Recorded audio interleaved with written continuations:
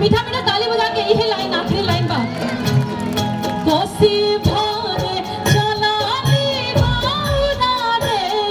सवा लाख के साड़ी भीजे सवा लाख के साड़ी भीजे साड़ी मोरा भिजाता ना भीजे देहु कोसी मोरा नहीं भीजे कोसी मोरा नहीं भीजे कोसी मोरा नहीं भीजे कोसी मोरा